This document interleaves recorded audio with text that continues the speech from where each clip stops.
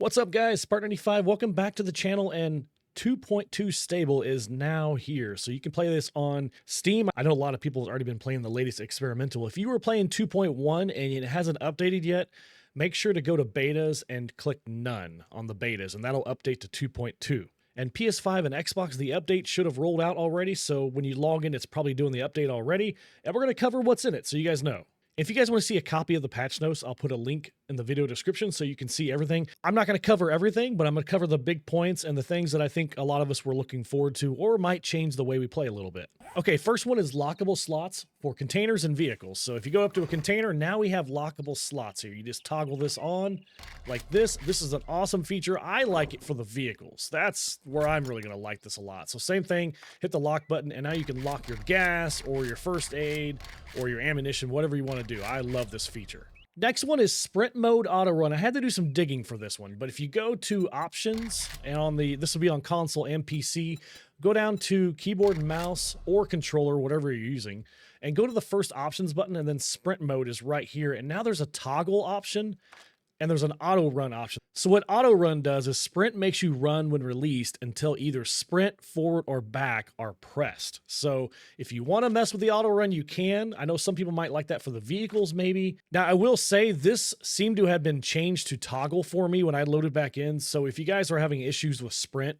make sure to come into options and turn that back to hold. I think that's what it was for me before, I believe. Okay, the next one, AI activity mat sets a long delay on neighbors if a screamer spawns. Okay, so I had to do some research on this one on Reddit and the forums on 7 Days to Die. But basically, when a screamer zombie is summoned due to high heat levels, it triggers a cooldown period not just in the immediate area, but also in the neighboring chunks of the map. This is trying to prevent a rapid chain reaction of screamers and hordes spawning in multiple locations simultaneously. So before, we would have, maybe one or two screamers spawn in, and the heat map would not cool down, and we just kept getting screamers. And so by the end of it, you'd have 6 or 7 screamers.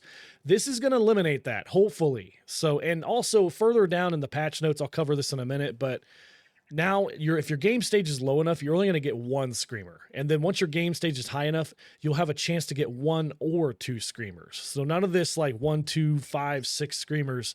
That's going to be gone. Now we're going to get 1 screamer, and then there's going to initiate a massive cooldown in your area. I think this is going to help out a lot in multiplayer worlds, especially like my Spartan community server, where you might have somebody that's been in the game for 160 days, and I might have a new player that's just trying to start out, and now they're dealing with screamer hordes because of the other player has such a high heat map. And I know overall in this update, they're trying to take down the amount of screamers we're getting and also trying to help the heat map a little bit. Okay, let's move on to the changed, and this is a big update on the change file, one of the largest I've seen in a long time. So I'm not going to cover everything. I'm going to jump into a few things. Pack mule sound to only play in the player's head. So the way I understand this is now your buddies won't hear your pack mule going off. You're the only one that's going to hear it. So when you're playing multiplayer, you won't hear the ding, ding, ding, ding, ding over and over and over again. You're only going to hear it for yourself. And here's a big one. This is what a lot of people were asking for. It lowered the chance of the plague spitter and Frostclaw biome spawns by 50%. So you're going to see a lot less of them. I know a lot of people that are playing experimental were like, where are all the plague spitters and Frostclaws now? So yes, that is amazing. I love it. Okay, they also updated all biome zombie kill challenges to 5 themed zombie kills per biome, and they also added biome zombie kill challenges to include other undead kills per biome. So basically, if you come here in the burnt biome, you got to kill 5 burnt zombies right here, and then kill zombies in the forest. Any zombie cannot be a burnt zombie. It has to be any other zombie is 5. And then if you go to the desert, it's 5 plague spitters, and then 10 any other zombies, no plague spitters. And the snow, it's 5 Frostclaws, and then 15 zombies, not the Frostclaw.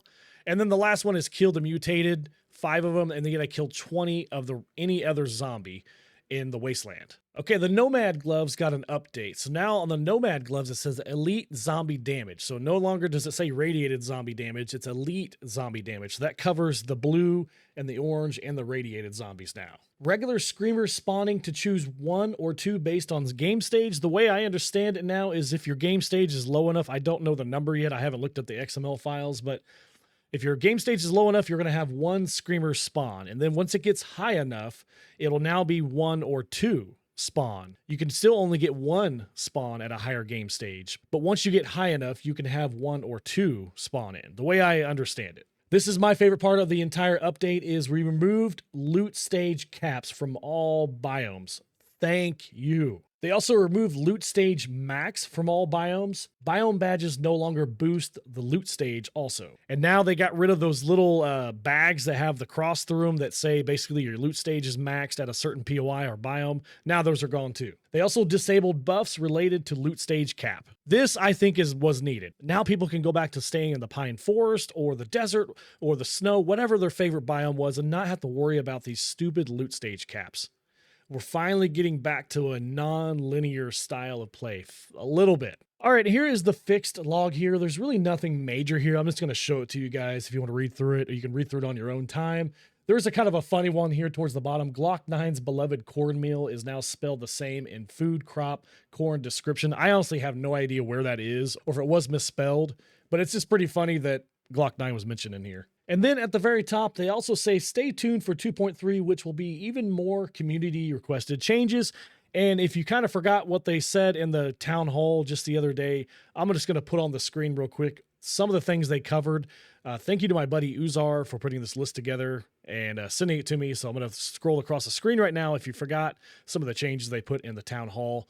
Let me know in the comments what you guys think. Was this a step in the right direction? Are we excited for 2.3 to see some of the changes they're going to bring to the game? Let me know in the comments. Love to hear what you guys think. Me personally, I do think this is a step in the right direction. Getting rid of the loot stage caps, the biome caps, is a big step in the right direction. Lowering the spawns of the Frostclaws and the Screamers and the, whatever the heck they're called, the Plague Spitters. Yeah, I can't remember the name. I think that's a step in the right direction. I really do. I think we need more, though. I think a lot of people need more, and they might have went too far with the pendulum one way, so now we're coming back with the pendulum the other way, back towards a survival experience. So, but like I said, let me know in the comments. Love to hear what you guys think, and I'll catch you guys in the next video. See ya. Bye.